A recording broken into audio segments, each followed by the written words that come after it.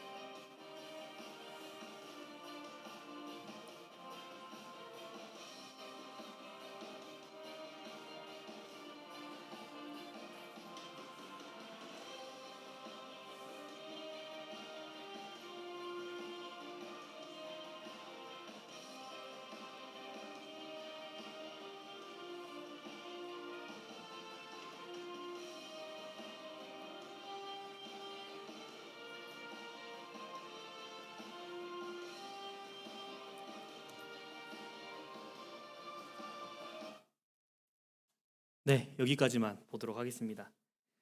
여기가 혹시 어디인지 아십니까? 네? 페트라요? 어떻게 아셨어요? 네, 페트라예요. 페트라라고 하는 곳인데 여기가 요르단에 위치한 유적지입니다. 그리고 지금 여기 있는 이 사진이 제가 그 구글어스라는 어플리케이션으로 인터넷 쳐서 들어가면 구글어스라는 데로 이제 전 세계 여행을 할 수가 있어요.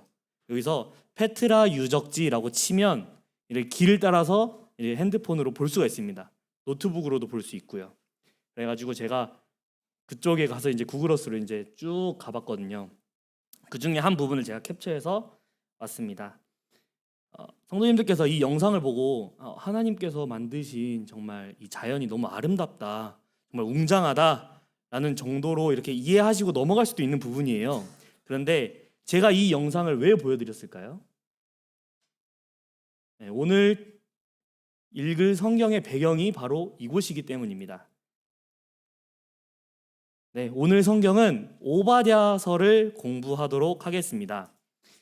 오바댜서라고 하니까 갑자기 한숨이 좀 나오시고 참 사실 읽기 힘든 부분이잖아요. 이게 소선지서라고 부르는 곳인데 참 읽기 힘든 부분인 것 같아요. 먼저 이렇게 펴지지 않고. 그래서 오늘 제가 열심히 연구를 해서 성도님들과 함께 나누길 원합니다. 이렇게 부제로는 교만은 패망의 선봉이요 거만한 마음은 넘어짐의 앞잡이니라. 잠언 16장 18절 말씀을 인용해 보았습니다. 이 페트라는 에돔의 수도였다고 합니다.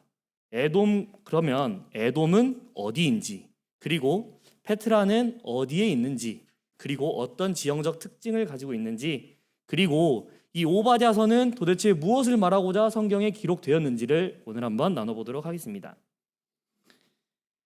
제가 방금 말씀드렸다시피 오바댜 성경은 큰 틀에서 이렇게 구분한다면 소선지서라고 부릅니다. 구약 성경의 뒤편에 마지막 부분에 나와 있는데요. 이 선지서는 북이스라엘과 남유다로 나뉘어졌을 때, 이스라엘이 두 국가로 나뉘어졌을 때 활동한 선지자들이 기록해 놓은 성경들입니다. 그리고 이 선지서는 총 12권으로 이루어져 있고요. 근데 소선지서라고 해서 뭐 대선지서가 있고 소선지서가 있어서 대선지서는 좀 더 위대한 사람이 썼다, 그리고 소선지서는 약간 영성이 부족한 사람이 썼다, 이런 의미가 아니라 그냥 양이 적어서 선지서들이 좀 많은데 그 중에 양이 적은 12개의 성경을 이렇게 모아서 소선지서라고 부른다고 이해를 하시면 되겠습니다. 이 소선지서는 당시에 이스라엘과 유다가 도덕적으로 그리고 영적으로 많이 피폐해져 있었습니다. 하나님의 그 상태에 대해서 하나님의 심판과 구원의 메시지를 전달하고 있습니다. 이것은 지금 오늘날의 우리에게도 큰 교훈을 주고 있습니다. 하나님의 정의와 사랑, 그리고 인간의 죄와 회개의 필요성을 강하게 전달하고 있습니다. 그렇기 때문에 이 시대가 약 지금으로부터 3000년 전쯤이라고 생각을 하시면 편할 것 같아요. 3000년 전쯤에 사람들이 살아왔던 이야기들을 우리가 왜 공부해야 되느냐라는 것을 보았을 때 우리도 사실 지금 이 시대와 똑같은 삶을 살고 있습니다. 지금도 사람들이 점점 하나님을 떠나가고 하나님을 믿지 않는 세대를 살고 있습니다. 그리고 3000년 전, 그리고 5000년 전, 정말 이 세상이 시작됐을 때부터 하나님께서는 이 시대를 만드셨고 운행해 오셨습니다. 그때부터 운행하셨던 하나님을 우리가 지금 이 시대에 다시 배웠으면 좋겠습니다. 이것이 성경에 기록된 순서가 이렇게 적혀 있는데 창세기, 출애굽기, 민수기 이렇게 쭉 적혀 있는데 성경이 처음부터 창세기부터 시간 순서대로 정리된 것이 아니에요. 그래서 여기 도표를 보시면 성경이 어느 시대를 배경으로 작성이 되었는지를 제가 표를 가지고 왔습니다. 여기 뒤에 보시면 저기 밑에 네모 쳐놨죠. 오바댜서가 맨 위에 있는 것으로 보여집니다. 그래서 소선지서 중에 가장 시대적 배경이 빠르다라고 지금 많은 과학자들이 인정을 하고 있습니다. 그렇기 때문에 오늘부터 오바댜서를 시작으로 이렇게 선지서를 함께 교제하고자 하는 마음이 있습니다. 이 성경책을 누가 기록했느냐라는 것에 대해서 굉장히 많은 말들이 있는데 성경책에서 처음에 1장에서부터 나는 누구다, 나는 누구의 아들 누구다라고 기록하지 않는 이상은 이 성경을 정확하게 누가 기록했는지는 잘 알 수가 없어요. 그런데 오바댜서를 보시면 맨 처음에 오바댜가 적었다라고 성경에 나오고 있습니다. 오바댜서를 보실까요? 1장 1절부터 오바댜의 묵시라, 오바댜라는 사람이, 오바댜라는 선지자가 이것을 적었다라고 알려주고 있습니다. 그런데 제가 방금 전에 이 성경이 언제 정확한 몇 년도에 정확하게 적혀졌는지는 우리가 여기 성경에 적혀져 있지 않는 이상은 모른다라고 말씀을 드렸잖아요. 왜냐하면 여기 있는 성경에 있는 상황에 따라서 이 시대가 어떤 시대인지 우리가 맞춰서 들어가야 되는데 이것이 주전 몇 년이다 이렇게 적혀져 있지 않기 때문에 좀 찾기가 힘듭니다. 그런데 되게 놀라운 것은 이 성경책이 정말 예전부터 기록되어졌던 것이잖아요. 그리고 실제로 역사가들이 계속해서 역사를 증명해내고 있는 이런 시대를 우리가 살아가고 있습니다. 그런데 하나님께서 이렇게 적어놓으신 이 성경이 역사가 발굴되어지고 더 알면 알수록 이것이 사실이고 실제로 이루어졌다라는 것을 성경을 증거하고 있는 이 시대를 우리가 살아가고 있습니다. 정말 놀랍지 않습니까? 성경은 하나님께서 말씀하신 것뿐만 아니라 이 자체로 살아있는 역사서인 것을 성경 계속해서 증명해 나가고 있습니다. 오바댜서의 가장 큰 특징은 구약 성경 중에 가장 짧다는 것입니다. 참 감사가 되어지는 양이에요. 21절밖에 안 되거든요. 그래서 이 짧은 성경 안에 어떤 내용을 하나님께서 넣어 두셨는지 우리 일단 페트라에 대해서 잠깐 아까 영상을 보았으니까 우리 다 같이 한번 읽어보도록 하겠습니다. 1절은 형제님들, 2절은 자매님들 이렇게 번갈아 가면서 읽어주셨으면 좋겠습니다. 우리 형제님들부터 읽어주십시오. 시작.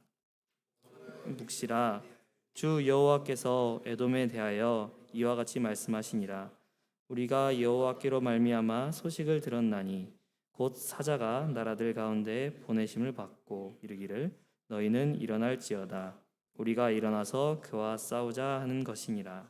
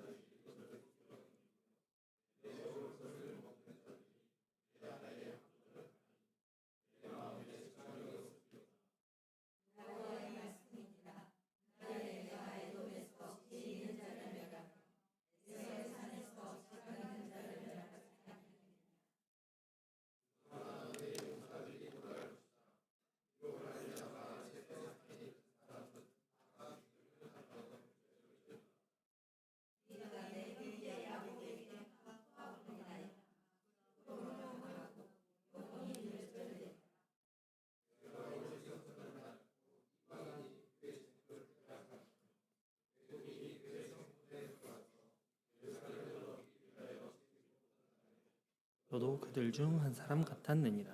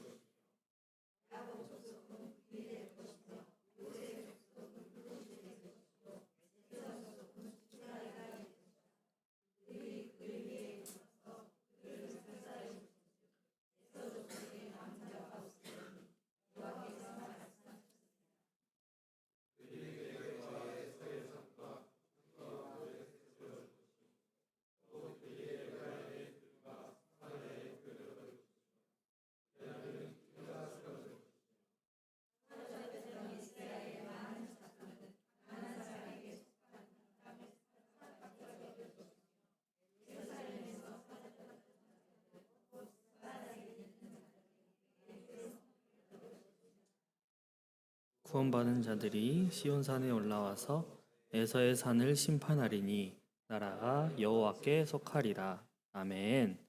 네, 감사합니다. 이 오바댜서에 대해서 우리가 방금 전에 잠깐 읽어보았는데 무슨 말인지 이해가 되셨나요?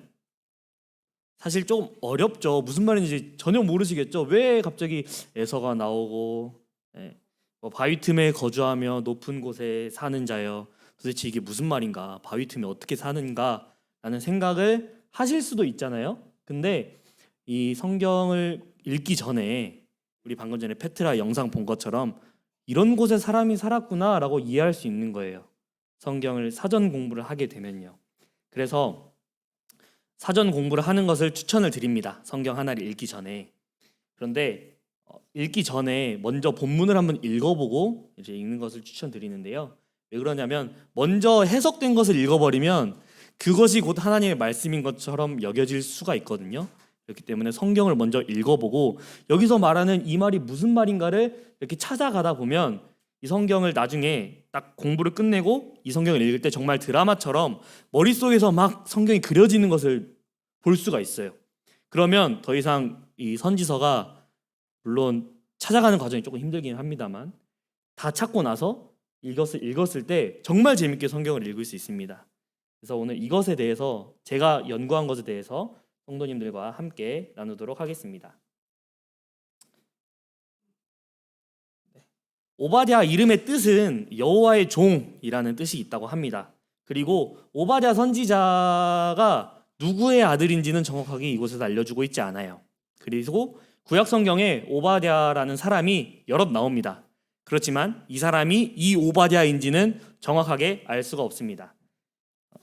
그렇지만 우리가 방금 전에 읽었던 이 오바댜 성경을 통해서 이때쯤에 에돔이 이스라엘 남유다를 괴롭힐 때쯤에 활동했던 선지자일 것이다 라고 우리가 알 수 있는 것이에요. 여기서 에돔이 유다를 괴롭힌다는 내용이 굉장히 많이 나왔잖아요. 그렇기 때문에 우리는 남유다 시대에 활동했던 선지자로 이 오바댜를 추정할 수 있습니다. 이 성경이 작성된 시점은 다윗에게 정복당했던 에돔 족속이 다윗 가문에 계속해서 조공을 바치고 있었습니다. 그런데 솔로몬이 죽고 난 뒤에 북이스라엘과 남유다로 나뉘어졌어요. 그리고 남유다가 계속해서 물론 하나님을 계속 잘 믿었던 때도 있었지만 왔다 갔다 했습니다. 이렇게 굴곡을 지고 있었는데 이때 바알을 섬기던 때가 있습니다. 그때 이제 에돔이 반란을 일으켜요. 나 더 이상 너네에게 조공을 바칠 수 없다. 그때를 배경으로 한 성경입니다. 에돔은 에돔 족속의 조상은 에서라고 하는 에서입니다. 에서가 누군지 아시죠? 에서는 야곱과 이삭의 유산을 나눈 형제예요. 형인데 이제 장자권을 팔았잖아요. 그래서 애굽이 쓰고 있던 붉은 것, 즉 팥죽을 먹고 장자의 명분을 야곱에게 넘겼으므로 에서의 별명은 에돔이더라 라고 창세기 25장 30절 말씀에 나와 있습니다. 에서는 그래도 야곱이 도망가고 에서가 야곱을 죽이려고 할 때 이제 야곱이 도망갔다가 다시 자신의 땅으로 돌아오잖아요. 돌아왔을 때 에서는 족장으로 그곳에서 지배를 하고 있었어요. 그리고 야곱이 돌아온 뒤에 에서가 이삭이 자기에게 준 땅을 주고 세일산이라고 하는 곳으로 갑니다. 세일산이라고 하는 곳으로 가는데 이곳이 바로 이 페트라 지역 지방입니다. 그래서 에돔 사람들이 이때부터 이곳에 살았다라고 해요. 그래서 남유다 밑에 에돔 지방 이렇게 있죠. 에돔 나라인데 이 나라가 이제 산지가 이렇게 있습니다. 이 땅을 에돔이 차지하고 에돔이 이제 다스리게 됩니다. 그래서 에돔은 이제 조상이 에서고요. 그리고 이스라엘의 조상은 야곱이잖아요. 그러면은 이 두 나라는 사실 형제 나라입니다. 형제 나라인데 관계가 틀어지는 결정적인 계기가 민수기에서 나옵니다. 이렇게 이스라엘 백성들이 아니죠. 그때 족장 시대의 가족들이 애굽에 내려가서 애굽에서 이렇게 노예 생활을 하다가 출애굽기를 통해서 애굽을 탈출하잖아요. 탈출해서 쭉 이제 하나님께서 약속하신 가나안 땅으로 쭉 올라갑니다. 가나안 땅으로 올라가다가 여기 여기 보이세요? 카데시 바네아라고 하는 곳, 가데스 바네아라고 하는데 가데스라는 지명으로 나와요. 이곳에서 에돔 사람에게 내가 하나님께서 약속하신 가나안 땅으로 가겠다. 그런데 내가 딴 거 다 안 건드리고 너네 땅만 지나가겠다. 왕의 대로라는 그 길만 지나갈 테니 길을 열어달라라고 요청을 해요. 근데 에돔 사람들이 군대를 이끌고 와서 거절합니다. 그래서 이때 이스라엘이 그래서 다시 내려와요. 그래서 에돔 나라를 빙 돌아서 이렇게 가나안 땅으로 가게 됩니다. 제가 작년이었을까요? 왕의 대로라는 이렇게 설명을 했었는데 혹시 기억나시나요? 그때 성서 지리 연구라고 해가지고 좀 어렵지만 재미있게 제가 설명하려고 열심히 노력을 했는데 이게 또 여기 나옵니다. 이때부터 이들의 관계는 살짝 틀어지기 시작했어요. 에돔 족속들이 자신들을 지키기 위해서 선택한 곳이 바로 페트라라고 불리는 곳입니다. 이곳의 수도였어요. 에돔 사람들이 살고 있는 바위 틈 산꼭대기 독수리 보금자리 같이 지어놓은 곳, 이것이 바로 페트라인 것입니다. 페트라는 사해 남동쪽에 있습니다. 그리고 바위가 굉장히 많고요. 산악지대라서 천연 요새라고 할 수 있어요. 그래서 그들은 자연동굴에 거주하기도 했고 직접 굴을 파서 그 안에서 적들의 공격을 방어하는 그런 지역에 살고 있었습니다. 이곳은 이제 페트라의 이제 골목이라고 해야 될까요? 이것이 지명이 쉬크거든요. 쉬크. 이 쉬크의 길이가 약 1km래요. 그러니까 이 페트라의 본 심장부에 들어가려면 1km가 되는 이 쉬크라는 통로를 통과해야 돼요. 근데 이 1km 동안 폭이 약 3m밖에 안 된다고 합니다. 이 안에서 버티고 있으면 과연 이 페트라 함락이 쉬웠을까요? 굉장히 어려웠겠죠. 이 입구만 딱 이렇게 막아놓고 있는 거예요. 나머지는 다 자연 방벽이 막고 있는 겁니다. 그렇기 때문에 이들은 이런 곳에서 지냈다고 합니다. 그리고 여기 오른쪽에 보면 이렇게 파라오의 보물창고라는 이름의 뜻을 가진 알카즈네라고 하는 건물이 있잖아요. 이것이 바위를 직접 파서 만든 것이라고 해요. 이 유적이 이제 발견되기 시작한 지 얼마 되지 않았습니다. 하나님께서 이 에돔 족속을 멸망시키시겠다고 하신 말씀이 그대로 이루어진 것을 우리가 성경을 통해서 알 수 있고, 앞에 말씀드렸던 역사적으로 하나님께서 멸망시키시고 멸망시킨 흔적을 우리가 지금 다시 발견할 수 있는 것입니다.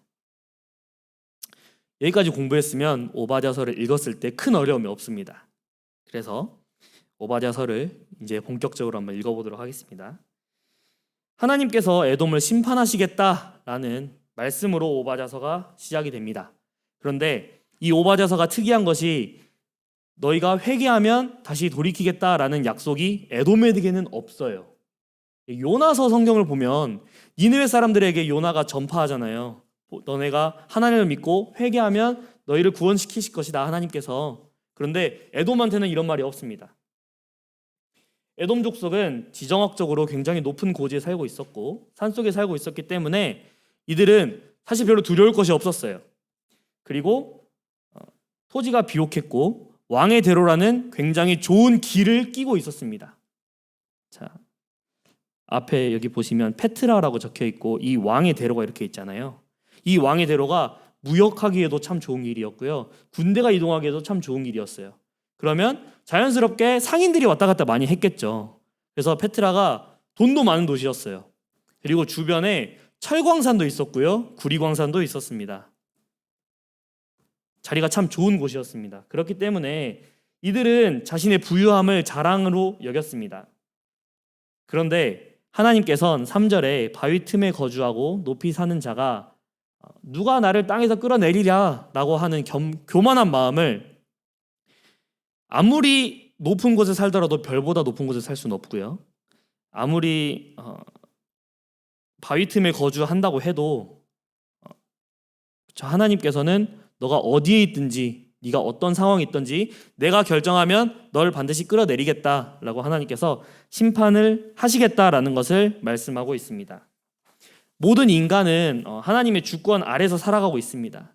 그렇지만 에돔은 이러한 진리를 거부했던 것으로 보입니다. 자신들의 힘과 지혜를 의지했고요. 그렇지만 온 인류 가운데 하나님의 심판을 피할 수 있는 것은 아무것도 없다는 것을 우리는 알고 있습니다.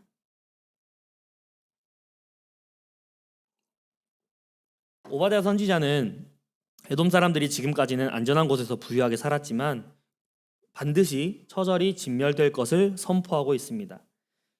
이러한 하나님의 심판을 비유로 설명을 하고 있습니다. 자, 여기에 보시면 강도가 밤중에 내가 이르렀을지라도 만족할 만큼 훔치면 그치지 아니하였겠느냐라고 말하고 있는데, 집안에 강도가 들었을 때 집안에 있는 모든 짐을 다 훔쳐갑니까? 네, 비싼 것만 골라서 훔쳐가야 돼요. 왜냐하면 좀 힘들기도 하고 집안에 있는 거 다 가져갈 수가 없잖아요. 근데 하나님께서는 그런 강도보다도 더 세게 진멸할 것을 말씀하고 계시고요. 포도를 따는 자가 내게 이르렀을지라도 그것을 얼만큼 남기지 아니하였겠느냐라는 것은, 이스라엘에 가보면 포도를 많이 수확하잖아요. 근데 포도를 수확할 때 거기 나무에 달려있는 걸 전부 다 수확하지 않는다고 해요. 가난한 사람들이 먹을 수 있도록 좀 놔두고 간다고 합니다. 그런데 그것도 남김없이 그런 것도 없이 진멸하겠다라고 하나님께서 말씀을 하고 계십니다. 에돔이 화목하던 자들로부터 배반을 당한다라고 말하고 있는데, 그러면 구체적으로 에돔과 화목했던 나라들이 있을 거 아니에요? 그럼 그런 나라들이 어디에 있는지, 그리고 에돔은 왜 배반을 당했는지 계속 성경을 통해서 보도록 하겠습니다. 에돔은 모압, 암몬, 두곤, 부고, 시돈, 이런 나라들과 아랍의 여러 나라들과 동맹을 맺고 있었습니다. 이 동맹을 맺을 수 있었던 이유 중에 굉장히 많은 것이 있었겠지만, 이제 지정학적으로 도로도 유리했고 나라도 강성했을 것이고 돈도 많았고 이렇게 거래하기도 좋았던 지역이었을 거예요. 그렇기 때문에 에돔은 어느 나라라도 함께 동맹을 맺고 싶어 했을 것으로 보입니다. 그런데 나중에 에돔이 하나님의 심판을 통해서 나바테아 족속이라는 사람들에게 이 지역을 뺏기거든요. 이때에 그 옆에 동맹 맺었던 암몬이나 두고, 모압 이런 나라들이 다 배신을 해요. 상황에 따라서 이렇게 탁 돌려버리는 거죠.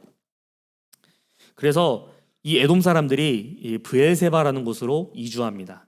이 브엘세바는 우리 여기 밑에 성경 이거 보시면 어디에 브엘세바가 있는지 알 수 있거든요. 이게 이스라엘 남쪽에 있습니다. 이곳으로 이주를 하고, 그리고 자연스럽게 유대인들과 동화됩니다. 그래서 우리가 구약 성경에선 에돔이라고 불리는데, 신약 성경에선 이두메라는 이름으로 바뀌어요. 헬라식 이름으로. 그래서 이두메 사람들이라고 하면 고향이 에돔인 사람들인 거예요. 이렇게 알고 넘어가도록 하겠습니다. 이때 동맹국들이 한결같이 에돔을 배신하고 에돔의 고통을 더욱 가중케 할 것을 예고하고 있습니다.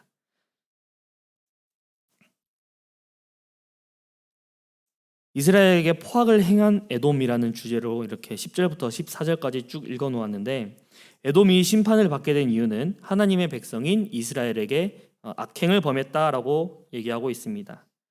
이 두 민족은 형제 국가라고 했잖아요. 근데 형제 국가인데 남유다가 여러 나라로부터 침략을 당하고 공격을 당할 때에 도와주지는 못할 망정 도망갈 때마다 이제 길을 막아서고 죽이고 물질을 빼앗고, 그리고 그 남유다에 쳐들어온 나라에게 포로로 주고, 이런 악한 짓들을 많이 했다고 합니다. 이처럼 에돔은 이스라엘의 고통을 방관했을 뿐만이 아니라 침략에 가담을 했어요. 그래서 이스라엘이 받고 있는 고통을 더욱 가중시켰다라고 말하고 있습니다. 그런데 성도님들, 이런 생각 혹시 한번 해보셨습니까? 에돔 사람들 입장에서는 이스라엘이 과연 형제의 나라였을까요? 자, 여기 제가 지금 6가지 역사적 사실을 기록해 놓았습니다. 이것이 에돔의 역사예요.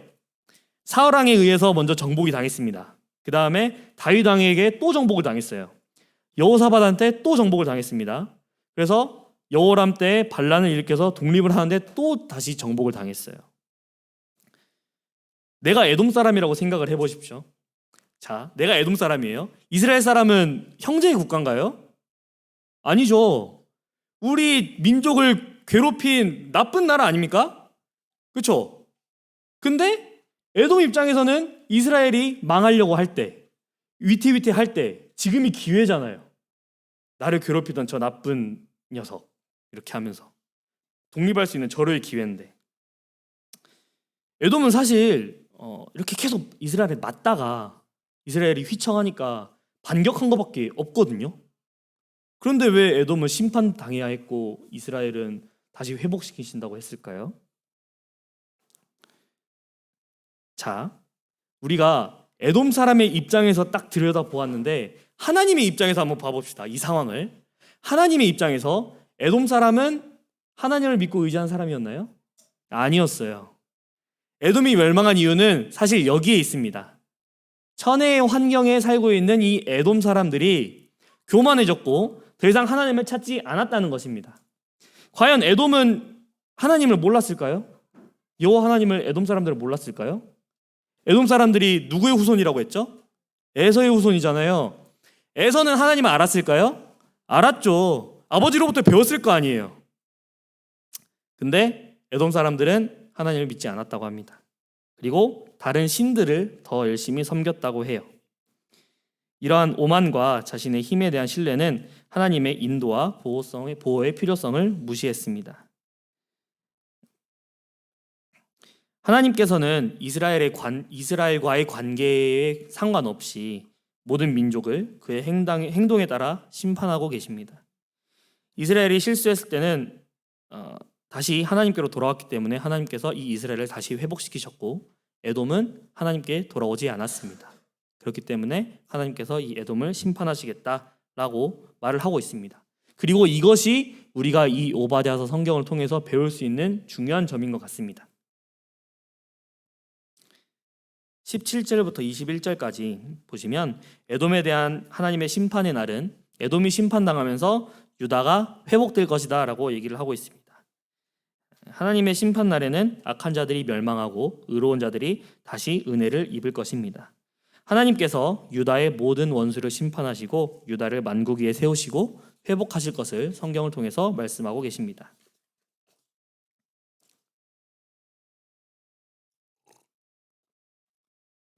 성경 말씀이 짧으니까 금방 교훈으로 돌아오는 것 같죠.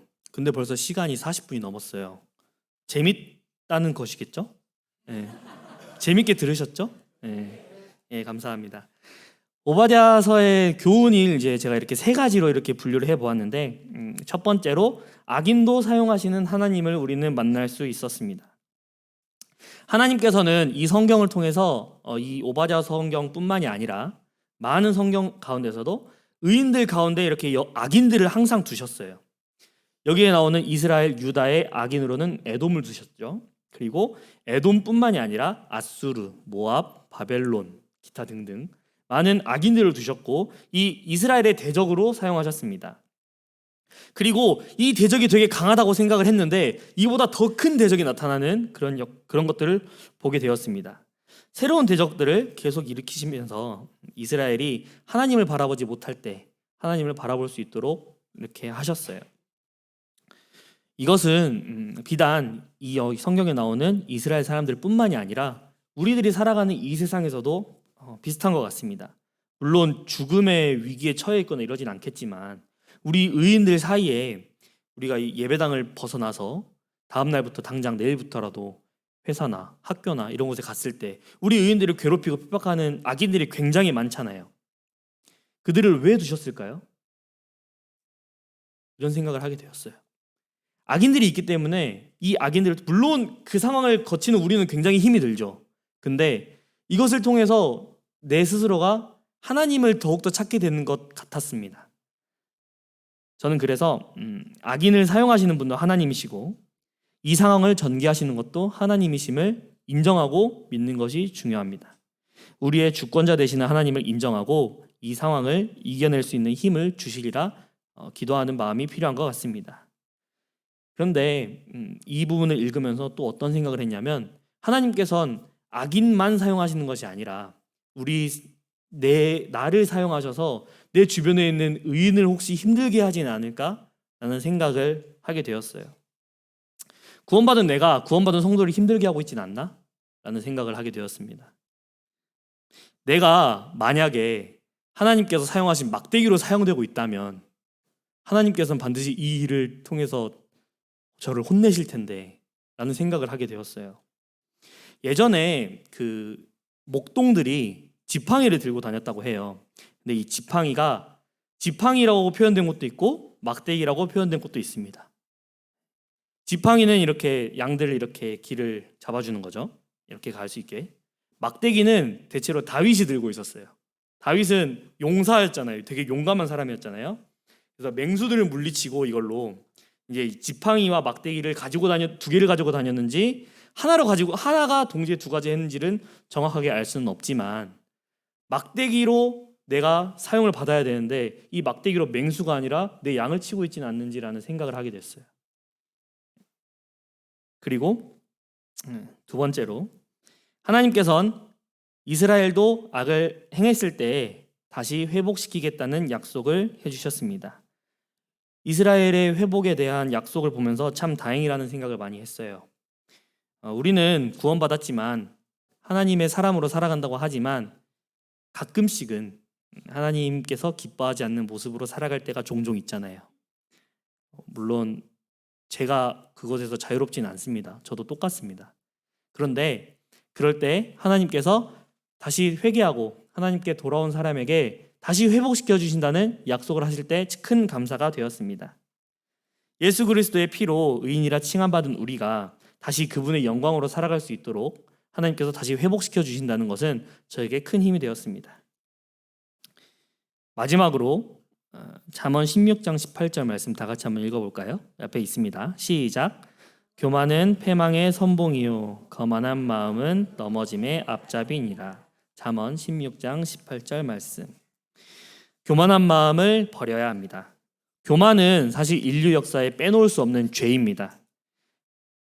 이 교만으로부터 시작해서 사단 마귀가 되기 전에 교만을 통해서 사단 마귀가 되었잖아요. 그리고 하나님은 더 이상 필요 없어. 하나님은 내 삶에 더 이상 필요 없어. 내가 하나님이 될 거야 라는 마음으로 아담과 하와가 죄를 지었습니다. 하나님을 믿지 않는 것, 그것이 바로 교만입니다. 에돔은 하나님을 믿지 않았어요. 자신에게 주어진 환경, 그리고 내 주변에 있는 나라들, 그리고 내 나라에 있는 지혜자들, 그런 것들을 믿고 있었습니다. 결국 그러나 이들이 에돔을 공격했다는 사실을 우리는 알아야 합니다. 우리는 사람을 의지해서는 안 됩니다. 오로지 우리가 의지할 분은 하나님 한 분이신 것입니다. 하나님께서는 인간을 의지하고 사람을 의지하는 것은 결국 자기 자신을 멸망의 길로 인도한다는 것을 우리 오바자서를 통해서 말씀하고 계십니다. 오늘 말씀을 공부하면서 혹시 어떤 생각이 드셨는지 모르겠습니다. 처음에 성경을 1절부터 21절까지 쭉 읽을 때에는 도대체 이게 뭔 말이냐 하면서 이렇게 읽었을 것 같은데 앞에 오바댜가 누군지, 페트라가 어디에 있는지, 에돔은 누구 사람인지 이런 것들을 공부하고 이 책을 읽었을 때 혹시 더 느낌이 다르게 다가오지 않았었나요? 네. 그래서 앞으로 성경을 읽으실 때 이렇게 조사를 하고 읽는 것을 좀 추천을 드립니다. 그냥 읽으면은 별로 재미가 없어요. 저는 좀 그렇더라고요. 좀 재밌는 얘기로 만들어서 이렇게 하면 더 좋고, 그리고 하나님께서 더 말씀해 주시는 것 같고, 이렇게 사전 조사랑 공부를 하고 읽으시면 이 성경책을 드라마처럼 재미있게 읽으실 것이라고 생각됩니다. 그리고 이것에서 끝나는 것이 아니라 오늘의 교훈처럼 이것을 내 삶에 적용시키는 것도 반드시 필요한 행동입니다. 오늘 이 오바댜 성경을 통해서 악인도 사용하시는 하나님을 우리가 만났고요. 반드시 의인은 회복시키신다라는 것을 우리는 그런 하나님을 만났습니다. 그리고 교만한 마음을 가진 자는 반드시 하나님께서 심판하시겠다라고 하신 것을 알게 되었습니다. 이 교훈을 통해서 우리는 내일도 하나님을 배우고 닮아가는 성도님들이 되기를 간절히 원하는 마음이 있습니다. 그러면 기도하고 오늘 말씀 마치도록 하겠습니다.